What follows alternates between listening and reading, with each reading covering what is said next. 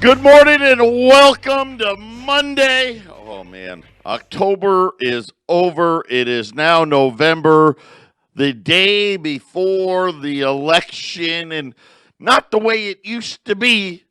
Right, I think 100 million people have already cast their ballots. I'm Joe Jaquin, CEO of the Patriot Trading Group, and our toll-free number, 800-951-0592. The website at allamericangold.com. And a buddy of mine just told me, we're talking about the election. And he was like, this is just my spin on this. If Trump wins, the left's going to burn it down in protest.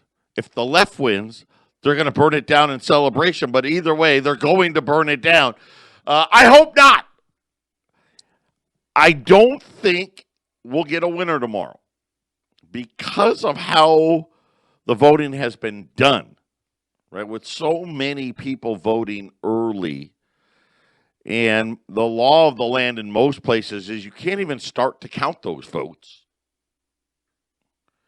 right, until, the election itself.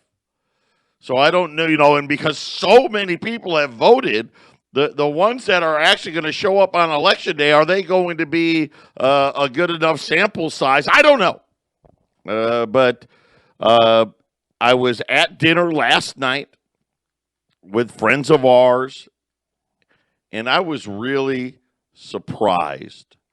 And they're conservatives, but several of the people at dinner are not gun owners. And that was all they wanted to talk about, was they're all of a sudden feeling not very comfortable in America right now. And I think that a lot of people feel that way. And again, I'm just like, man, how did we end up here? People that are that uncomfortable that they want to buy guns. Of course, then they're like, there's not a lot of guns out there and this and that. Listen, you can do it. I believe that everybody should own one. Guns isn't something that should be feared.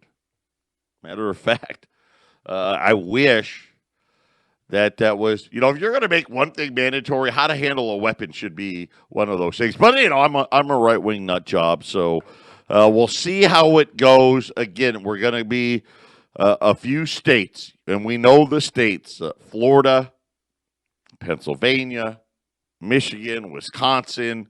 People like to throw Arizona in there. I doubt it. North Carolina, maybe. But those are the big ones. I think that Pennsylvania and Florida are probably the ones that have to go Trump's way. Michigan and Wisconsin, we'll see. But again, I am cautiously optimistic. I think he has it. You know what? If anything, I'll say this. If there's going to be a landslide, I think it'll be on the right. But be prepared. Be prepared for a very long, drawn-out process. I think it's going to be close enough. And again, because of how they let the voting be done this year, there is going to be a lot of issues. I think there's going to be room, unfortunately, for both sides to have a claim that the election wasn't fair. And somebody else also said, man, I wish I'd been in the plywood business. I don't know. I haven't checked the plywood departments at Lowe's and Home Depot. But yesterday, my wife was getting texts from friends of hers that were in the Walmarts and the Costco's, right? And the toilet paper's gone again. And again, I don't get the toilet paper thing. I don't get it. I mean, I can understand, right? Okay, maybe the guns, the ammo, okay, I get that. Right? We've got a silver shortage here, right? I get that. Maybe a plywood shortage. I could get that too. But toilet paper? I mean, If violence happens, what are you going to do with the toilet paper? TP it to death? I don't think that's going to work.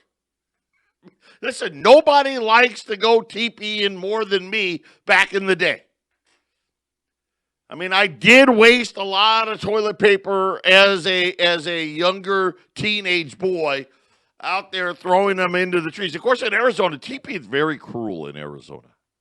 See, we don't have like real trees. Very few neighborhoods do. We have the quote unquote desert trees, and of course the cactus. And the cactus, they got prickly needles. They're very, very cruel. You know what? I don't keep in my house because that'll just stink. And my wife will be very upset because she knows that I won't help her get rid of the toilet paper. So anyway, again, I don't understand it. Right? My wife was like, why wouldn't like the meat be gone? Right? The canned goods, but the toilet paper. We are now fascinated by the toilet paper. I don't know what it does for everybody, but if it makes people feel better, this is the problem of the left. This is how, and I say the left, this is probably they don't know what to do. People don't know what to do. Everybody's on edge.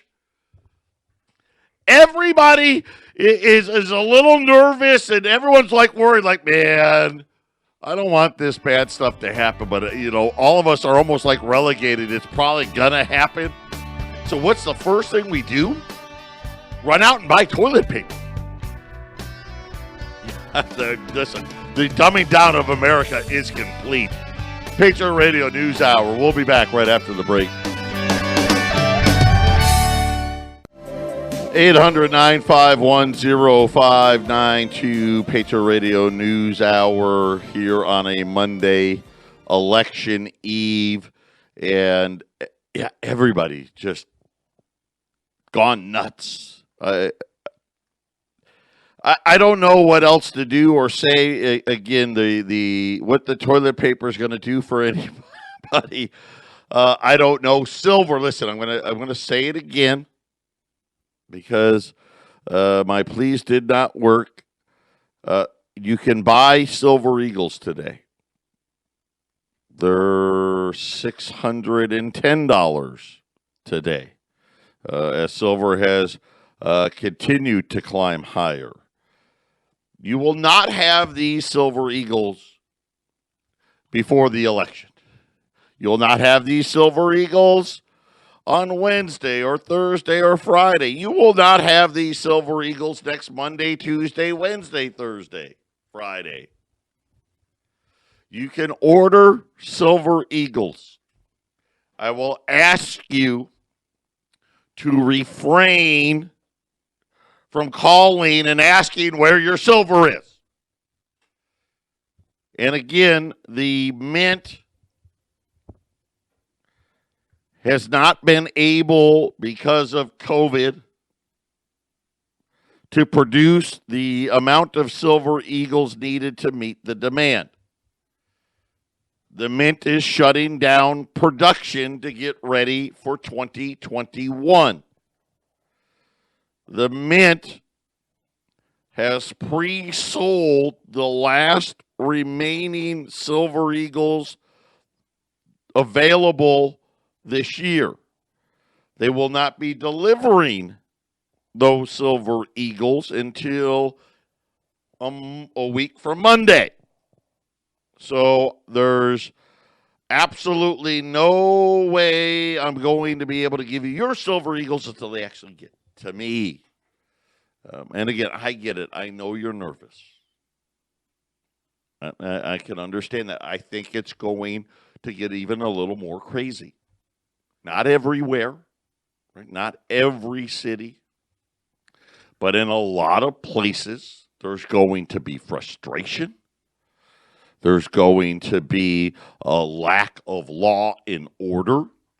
And again, all of these things that the left allowed to happen over the summer is going to come back to haunt us all. Because now they think it's okay. It's okay for them to riot and loot. And those of you that are looking for really, really good bargains out there, there's going to be some opportunities. I highly suggest you don't partake in those. Most of the places, not all, but a lot of businesses out there are small businesses. A lot of businesses that have the big fancy names on them. McDonald's, as an example. Any of the hotels, Hilton, Marriott's, all those. The vast majority of those are small business owned. So I hope that people understand that when they're out there burning the country to the ground, what it is that they're really doing. But I doubt that's going to matter at all. But I would suggest to people, if you're worried about looting where you're at your business, put a sign up there. See if it helps. You may. Small business owned. Right? I don't know. But that's not going to help you get your silver sooner. How about that as it is? If you really need silver, we got junk silver and we can get it to you. We got it in stock and we can get it to you quick. All of those things we can. And it's cheaper per ounce than it is for the Silver Eagles. How about that? But everybody wants what they can't have. So anyway, 800-951-0592. And my guess is that by Wednesday, we probably will stop taking Silver Eagle orders. That's just my guess because I think it's going to be nuts. I really do. I don't think anybody's going to know the winner. And that's going to cause a lot of anxiety. I think we're going to see a lot of accusations about election fraud and voter fraud and all the other things. What ballots should count, which ballots shouldn't count. There was missing ballots, ballots that just got discovered under an underpass, and what should count, what shouldn't count. All of those things that are just going to create a lot of chaos. And I think anarchy. I think we're going to see a lot of anarchy out there. Speaking of anarchy, in a move we are sure won't have any negative repercussions out there. Listen, this is just the next step in things. Oregon. Now, of course, we know Oregon is not a conservative haven. Looks like they're going to become the first state in the country to decriminalize hard drugs. And again, as soon as we decriminalized marijuana, you knew this was going to be the next step by the left. Because like most of us out there are like, okay, well, weed's one thing. Which, by the way, we have a ballot. There's something on the ballot in Arizona about making weed, marijuana even more legal here. My wife and I are voting no. Does that make me a bad person? I don't think so. Just what we believe. Because it's not so much the marijuana. It's what comes next. And it's just like all of us gun owners. Once you start outlawing one style of weapon, next thing you know, you're going to outlaw them all. We know this. Why do you think we fight so hard to keep that right? And here it is. This is exactly what I talk about with people when they get all upset about the quote-unquote assault weapons and how I must be a horrible person for not wanting to ban these dangerous weapons. And I tell them, I said, listen, it doesn't stop there. It never does. So Oregon going to decriminalize hard drugs like heroin, cocaine, and LSD. Hey, what could be wrong? What could possibly go wrong with that? The move comes as part of a ballot measure that voters are going to decide on Election Day. The initiative, called Measure 110, will drastically change the state's justice system, according to ABC. Listen, I get it. Nobody wants to have the jails full. I mean, it would be great if people could obey the law. right? Then they would be empty. But they don't. And we know history tells us that drugs plays a large role in people breaking the law. But hey, I don't know. Everyone's lost their mind. How could this be? But yet here it is. They say those who are caught with hard drugs, you now have the option of paying $100 fine, or because, you probably spent all your money on the heroin, so you probably don't have the $100, or attending a new addition recovery center paid for with the taxes from retail marijuana sales. I can't make it up. Now, to some people, believe it or not, this makes perfect sense. That makes perfect sense to them. Now, the measure says that you have to have less than 1 gram of heroin or meth. Now, I don't even know how much that is, right? But is that 1 serving of meth or heroin? Is that 2 servings? I mean, how many servings is that? I don't know. By the way, cocaine, okay, apparently 1 gram, that's not enough cocaine. So in Oregon, they're like, hey, you can have 2 grams of cocaine, right? So, I don't know, maybe you and a friend can have a couple of snorts there. 40 doses of LSD? What? 40 doses? Now, I may know something about LSD. Maybe. Back when I was a younger person. 40 doses, that's like you and 39 of your friends. If that's how they're judging like heroin and meth, if that's enough for 40 people, this law is ridiculous. I don't know that it is, but I'm just saying. It'll be a lot of high people in Oregon. 40 doses of LSD, oxycodone, or methadone. Okay.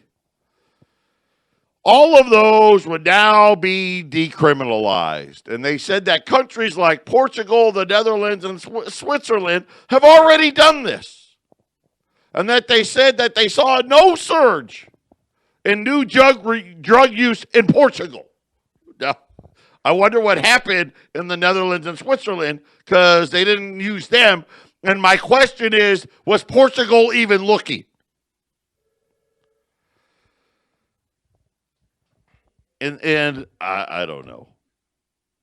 I'm sure this will come to Colorado next. I'm sure of it. But again, the morality here, and these are dangerous drugs. I mean, does anyone, meth? Really? Heroin? Does anybody know any good that comes out of heroin? Anybody? But this is what we're faced with. And I guess part of the libertarian side of me has a problem arguing against this. But the moral side of me says, no, this is a bad idea. This is a bad idea. And it's only going to encourage more things. And again, I know with their goal, they want to let all these people out of jail. I don't think that's a good idea either. But I guess we'll have to wait and see. But these are other things that are on the ballots out there. And that one just happened to catch my attention the most because that seems to be where we're heading. How about when we get back, we got to talk about now we're starting to see more defaults again in commercial real estate. And I'm getting worried. So here we are, the eve of the election. No stimulus. Matter of fact, as far as I know, they're not even really talking about stimulus. I don't think there's going to be a clear-cut winner, which means it's going to take even longer to get it. I think it's going to be a very, very bumpy last 2 months of the year. I don't even know. You know what? It may be Christmas time. We still may not know who's won. Wall Street is not going to like that. I thought for sure, listen, they've got to pass this stimulus to save Christmas. I'm not saying it's not going to happen. Not saying it. But why it hasn't happened yet, I mean, you would think we should be close. Right? A deal should be ready. Hey, whoever wins, okay, we're going to do this or that. But again, I don't think we'll know. That's my call. I think we'll be sitting here Wednesday, and we still won't know who's won. But we'll have to wait and see. And again, whoever is declared the winner, there's going to be enough out there that the other side is going to, call foul. And I think there's going to be a lot of violence. I think there's going to be a lot of other things that we need to worry about. But when we get back, we're going to talk about commercial real estate defaults. They're starting to happen. We'll be right back. Lockdown starting to ramp back up. Connecticut had customers calling me and emailing me from Connecticut. They're getting ready to lock back down. New York. Anybody going to New York, you need to prove that you are COVID negative before they're going to allow you into the state. I'm sure that's gonna be great for them. Yeah, that's going to be fantastic. And again, here's the thing that really has me scratching my head. And I think a lot of people out there, listen, we're wearing masks everywhere, as far as I know. I mean, maybe there's a few places here and there, but here in Arizona, people have got masks on. It's not stopping the thing from rising. It's not. It's not. I mean, it's rising everywhere. And you look at some of the states it's rising, and they got the toughest. Illinois, they got one of the strongest laws around. And it's spreading like gangbusters. I mean, at the end of the day, and again, I've been saying this from day one. I don't understand why we closed the country down. We've never done it before. Yes, it's terrible and it's horrible and it's awful, and we need to do the best job we can to get through it. But you should have the ability to have your business open, to conduct business however you would like to conduct it. People should have the right to go out and provide for their families however they see fit to provide. But that's just me. Because I know the economic tsunami from all of this.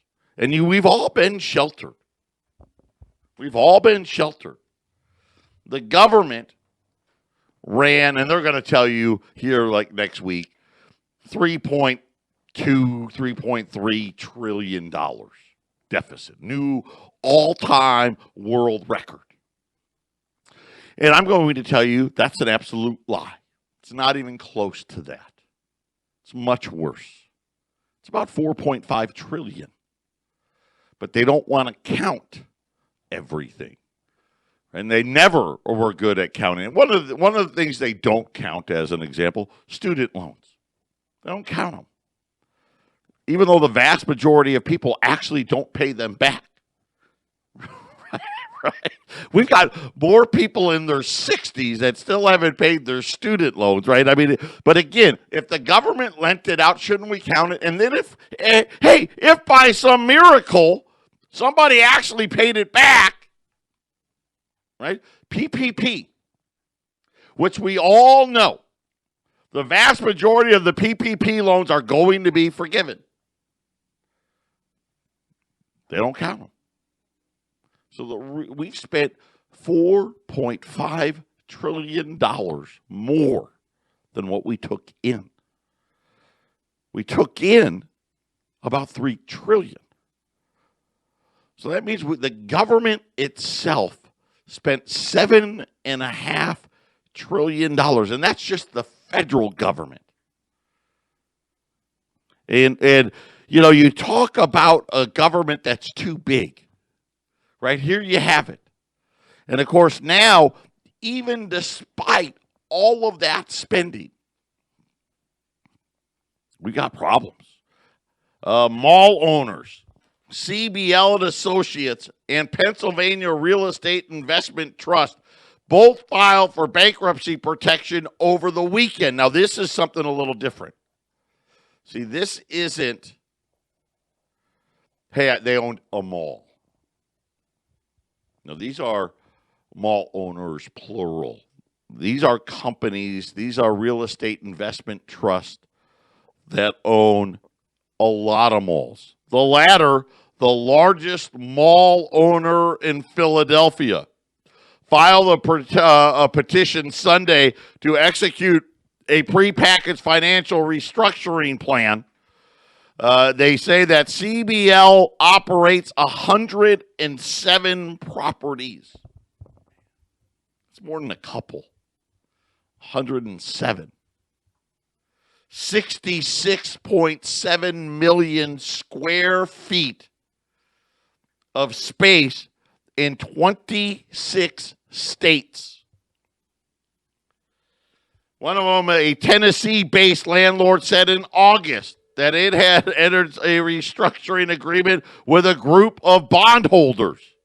Of course, I've been telling you what these bondholders are paying now. Some people out there are getting as little as 1 cent on the dollar. Mall owners struggling during the pandemic are now finding their struggles to be even far greater. CBL says it listed its estimated assets at about $1 billion, and unfortunately their liabilities at $10 billion. Now, I only went to public school, but that sure stinks like about 10 cents on the dollar, does it? Could you imagine?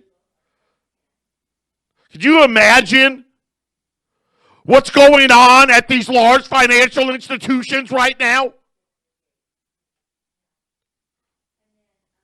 This is a company that owns retail space in 26 states, saying, hey, listen, it's not just bad. It's real bad. They said that a lot of what they call B and C rated malls. Okay, now, there's not very many A rated malls in America to begin with. Like in Arizona, maybe the shops there at Kierland and the Scottsdale Quarter and Fashion Square, right? But not very many. The vast majority of properties fall into these two categories, the B and the C categories. They're talking about another operator, PREIT, Pride. They operate 22.5 million feet of retail, including 19 malls. Saying that they're filing for a prepackaged bankruptcy. And again, I don't know where this ends. I get malls, but it's not just malls. Office buildings, right? Strip malls, mixed use, right? Warehouse. Maybe the only thing, okay, maybe warehouse. Maybe. And it better be a darn big warehouse, because the only one doing warehouse leasing right now, Amazon. But they're starting to pile up, and this is the thing when I sit there and I think about the changes in the FDIC. Remember I was telling you about those that miraculously go into effect December 1st? By the way, I haven't had any other person come in and show me where their bank clearly told them about the change in the rules to the FDIC. Again, because they don't want you to know. Patriot Radio News Hour. We'll be back right after the break.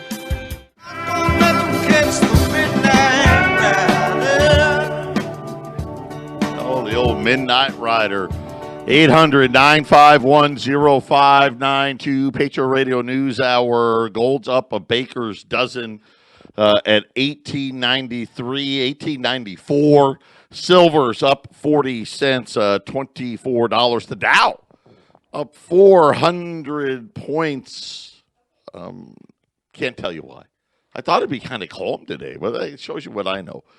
You never know, but yeah, obviously though, the Dow's taking a major beating. We'll see tomorrow. Probably give it all back, but at least for today, up 400 points. Man, I just saw this.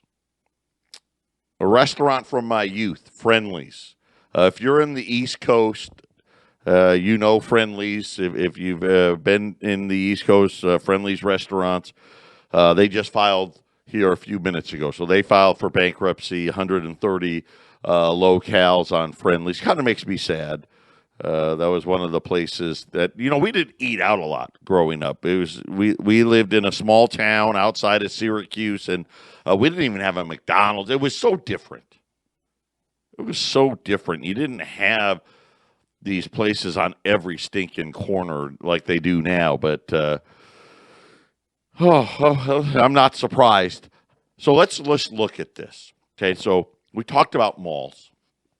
And a lot of you out there are like, we know that story, right? We know, like Phoenix here, Metro Center, right? Just empty. And all these other malls that are just empty. Now let's talk about restaurants. Okay, and you tell me,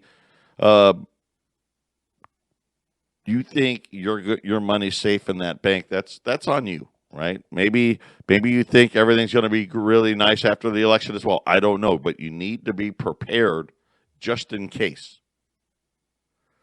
8 months into the pandemic, 78% of U.S. restaurants are taking or had taken.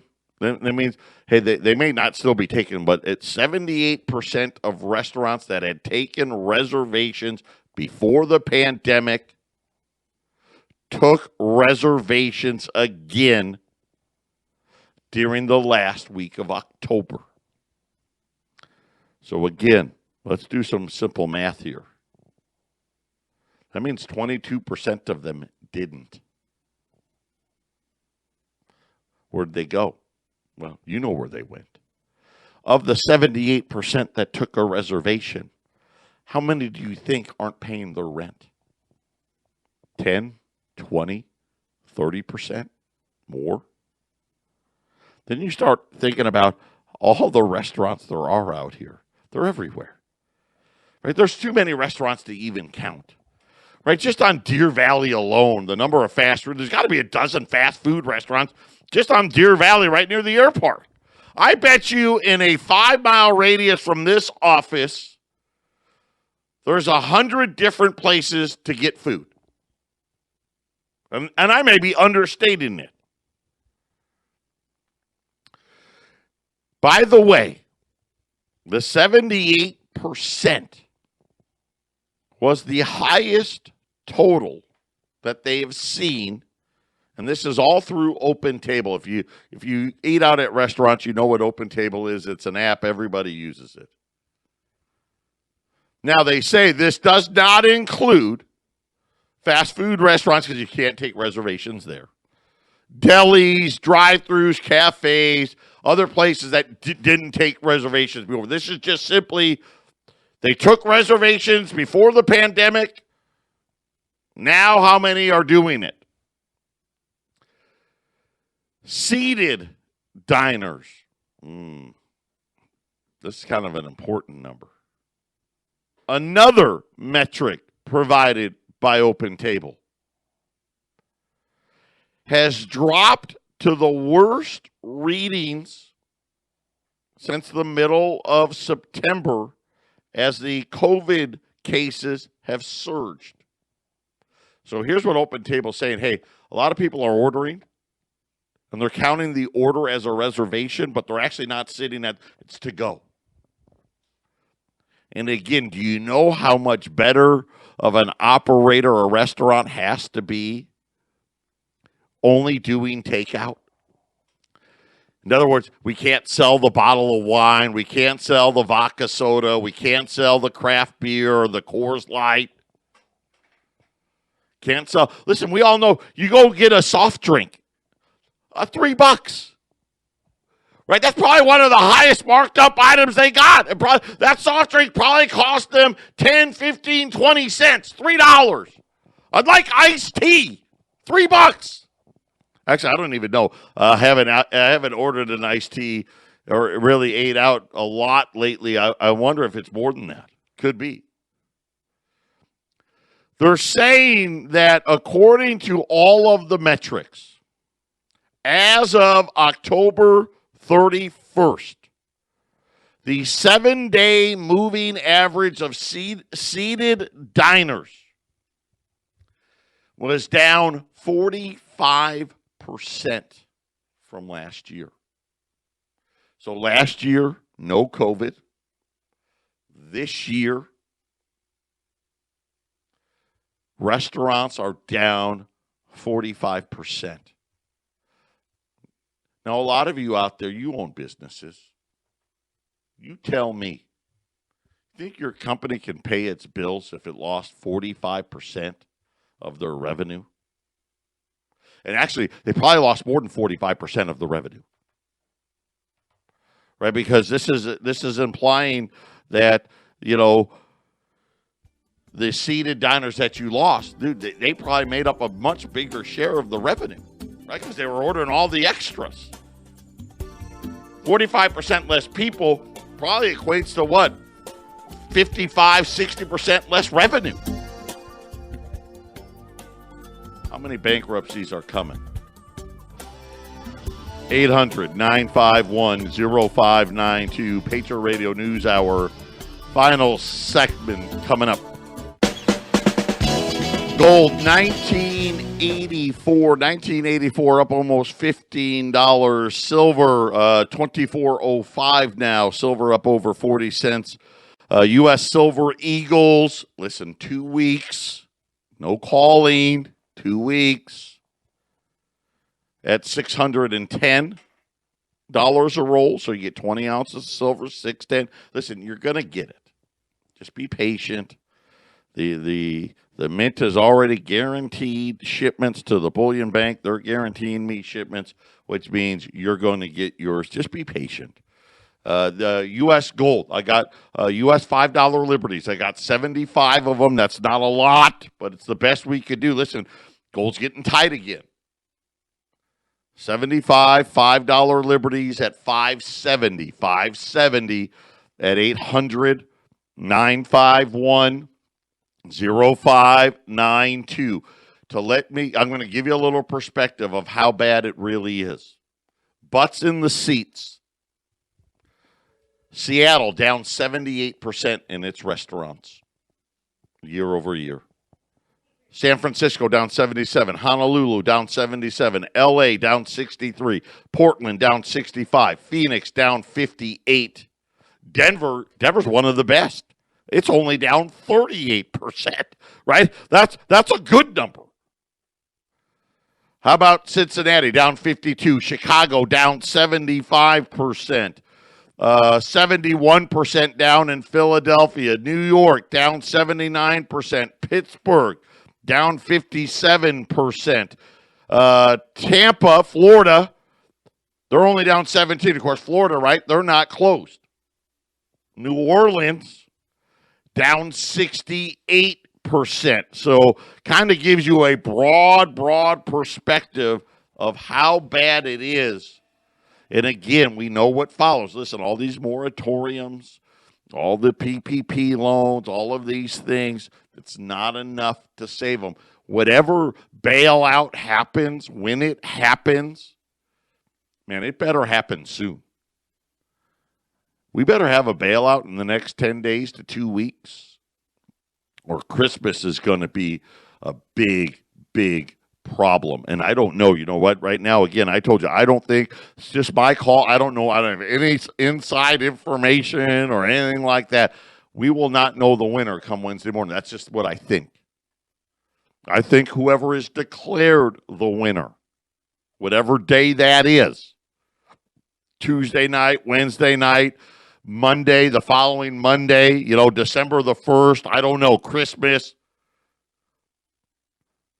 Going to be too much there. It is going to be very contested. I think there's going to be massive protest. I think there's going to be rioting and looting. And I think a lot of people, 20 plus million people, are going to need money that aren't going to get it.